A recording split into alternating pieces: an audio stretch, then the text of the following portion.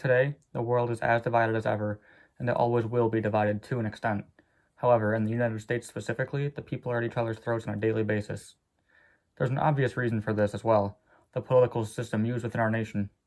The way things work now, every person is harshly divided politically, with very little cooperation from either side. This, I believe, is one of the greatest issues facing our nation today. To start off with, the most obvious impact is the immediate political ramifications of the two-party system. After nearly every election, the candidate opposite from the previous party is most likely to be elected, and upon this election, most presidents tend to dismantle everything the previous president did in order to build up their own policies and political plans. Because of the way the Republican and Democratic parties are set up, each party seemingly has the exact opposite view as the others, meaning that for one party to achieve its goals, it must completely undermine the other's work. This leads to a continuous cycle of dismantling policies and reduces the speed of progress greatly within our nation. The more important problem to me, however, is the way it splits and divides the normal citizens of the US. If you look anywhere on the internet, a large portion of what you see will be people arguing over politics. Many websites, such as Reddit and Twitter, have become political echo chambers, where people will voice the same opinions to people they know will agree with them, and force out anyone who disagrees. These types of conversations online discourage true discussion and progress among the people, instead turning into attacks against people simply for believing differently than what the dominant party of whatever site you're on believes in. Not only online, though, I have seen many circumstances where people are attacked and cut out of people's lives for their political views.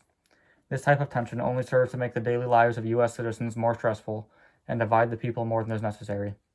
On top of all of this, the longer that a system that's made to divide the way this one does, is in place, the more divided people will be, making the problem worse as time goes on.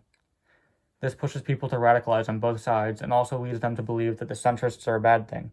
I have personal experience with friends saying things like centrists are spineless and can't make their own decisions. These radicalized people can also be dangerous. This is obvious with the right-wing radicals, such as white nationalists and even neo-Nazi organizations causing violence wherever they can. Possibly the biggest aggravator of this problem, the media in the U.S. is just as divided as its people. People are hard-pressed to find an unbiased news source, Fox News being hard right-leaning, CNN being hard left-leaning, and very few sources lying in the middle. It's hard to find reliable, unbiased news in the world today, and when someone is constantly exposed to the same side of arguments, they are led to believe that the opposing side has no validity and become even more radicalized towards whatever the side they currently believe in. The United States has a system in place that is extremely dividing and radicalizing in almost all aspects of life. This is a system that needs to be changed, or possibly even entirely reworked, for the greater good of the citizens of the U.S.